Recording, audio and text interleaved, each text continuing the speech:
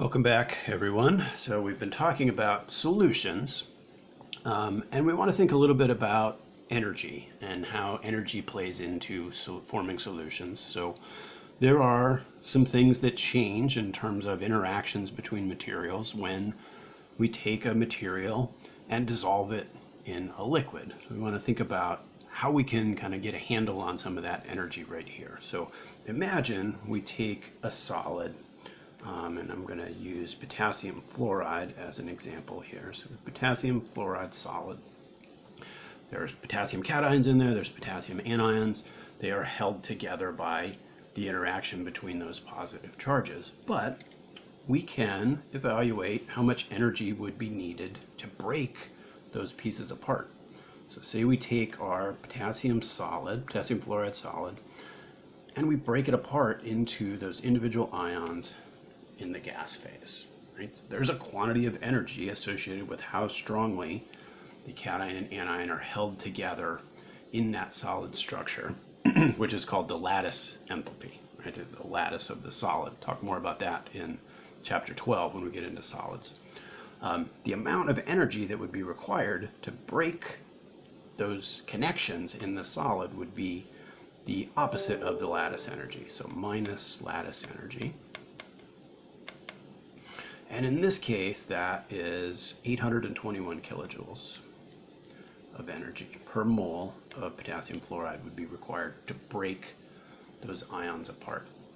Now, what if we take those gas phase ions and we let them dissolve in water? Right? That has an energy associated with it as well.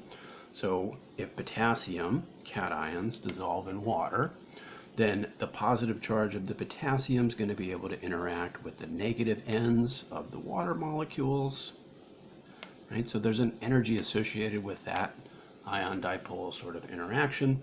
A similar thing will happen with the fluoride. Since fluoride is negatively charged, it can interact with the negative ends of water molecules where the hydrogens are, or in between the hydrogens. And there's an energy associated with that as well. So if we dissolve these gas phase ions, we get another quantity of enthalpy called enthalpy of hydration, so interaction with water. For potassium fluoride, this would be negative 837 kilojoules per mole. And that would get us down here to soluble cation and soluble anion. Now, just knowing those two quantities of energy gives us enough information to think about kind of going directly between these two states. What if we took our solid, potassium fluoride, and we just dissolved it in water and turned it into those aqueous ions? We know from last semester that if we know the enthalpy of these two reactions, we can just combine them, and that'll give us the enthalpy of that reaction. That's Hess's law. Pretty certain that was everybody's favorite way to calculate enthalpy from last semester. So in this case, if I take 821, subtract 837, I get minus 16 kilojoules per mole. Right? And that is the enthalpy change of solution when we make a solution by dissolving this particular solute in a solvent. Now, we could do something similar for just about any other solid that dissolves in a particular solution. Water generally is what we're talking about. If this is a negative value, that of course means that heat is released. So something with a negative enthalpy of solution is going to heat the solvent a little bit. So you dissolve potassium fluoride, you actually get a little bit of warmth in your solution. It is very possible that this is actually a positive value for enthalpy, meaning it's an endothermic process. So there are some materials when you dissolve them in a liquid, they actually cool the liquid down. Sodium chloride, for example, is a little bit cooling. When you add sodium chloride into your water when you're going to make macaroni and cheese, adding the salt actually cools the water down a little bit. Something we'll talk about a little bit more later in this chapter. Okay, all right, now that we have our solution, we want to start to get into some of the types of information we can calculate based on a solution. And the first thing we want to think about are the effects of temperature and pressure And specifically, this refers to gases. So this is on gas solubility.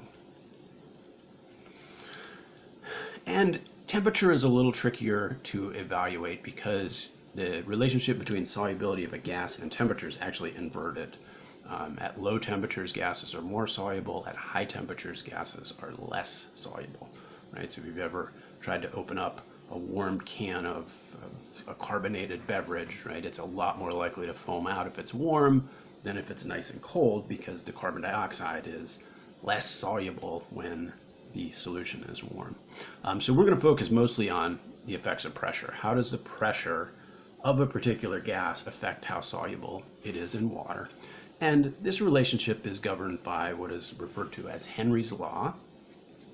Henry's law relates the solubility of a gas, so S for solubility. Now, solubility is how much solute dissolves, so that could be measured in pretty much any concentration unit, because those are all relating how much solute dissolved and how much solvent. So the solubility of a particular gas is going to be equal to, there's a constant for every Henry's law calculation. So it's K sub H, and once you're given the constant, you should have all the information you're going to need to deal with the problem. And then the only other factor is the pressure of that particular gas. So the more gas you get, the more of it's going to be able to dissolve. So S here is solubility of the gas. K sub H is the Henry's law constant. And P sub G here is the partial pressure of the gas that we are looking at. Okay. Now, just three variables in that equation. In fact, there's only two variables because one of them is a constant. So these are not particularly complicated problems generally. Most of the complexity here will be in kind of unit shenanigans, where you actually have to change your units to get to the right answer. Okay, so let's look at an example. We want to figure out what is the concentration, right? And here's the unit shenanigans in grams of O2 per kilogram of solvent of oxygen in a freshwater stream in equilibrium with air at 25 degrees Celsius, 1 bar of pressure. Now, bar is a bit of an obscure pressure unit, but it's very common in environmental sciences. Now, in chemistry, we tend to use atmospheres or millimeters of mercury or torr. But in atmospheric sciences, it's often bar. So for Henry's law, this would apply to gases dissolved in aqueous systems. This is often used in environmental science. So you will see bar, but it could be in atmospheres. You really just kind of have to look at the constant, right? And in particular, that's what I want you to think about here. Let's just start with the constant. Here's our Henry's law constant. The units here on the constant are going to be exactly what we need to figure out how to solve this problem. So let me just start with that constant. 1.3 times 10 to the minus third. And the units on the constant are what are particularly important. So it's moles per kilogram bar. So kilograms and bar are both on the bottom of the fraction there. Well, if we look at those units a little bit, moles per kilogram, that's a way we could measure solubility. That's molality units for concentration. So right there's what we're going to want to have left over at the end of the problem. There's our solubility units. So mathematically, all we really need to do then is get rid of the bar units. So if I take my Henry's law constant and I multiply by the pressure of oxygen in bars, that will get rid of bars, and then I'm left with the right units for the other side of the equation, which is what is the solubility. Every Henry's law constant problem is that simple, Henry's law problem. If you have the units of the constant, it to an extent does the problem for you, right? So you should feel really bad if you miss a Henry's law constant problem, because it really is fourth grade unit cancellation in terms of fractions. Now, here's another trick that to just make the problem a little more fun. The total pressure is 1 bar, but of course air is not just oxygen. There's nitrogen, and there could be other things in the air as well. But if the total pressure is 1 bar and oxygen is 21% of the gases in the air, then it is going to be responsible for 21% of the pressure. So the pressure from oxygen here would be 0.21 bar. right? So keep that in mind. Dalton's law of partial pressures, gas pressures add together. If you know what percentage of a gas mixture your sample is, it's going to be that percentage of the pressure. So that multiplication will cancel out bars. Now we have units that express solubility. So if we just multiply this out here, the solubility of our gas would be 1.3 times 10 to the minus third, multiplied by 0.21, and that gives us 2.73 times 10 to the minus fourth. Now, we do have to be careful of units. That's really one of the only ways to make this a little more complicated problem. The units here are moles of O2, moles of our solute, per kilogram of water, which is our solvent. Right now, the problem actually wants this in terms of grams. How many grams of O2 per kilogram of solvent? So the bottom here, the denominator of the fraction, is already in the units we want, but the top is not. So we want one more step here just to alter those units.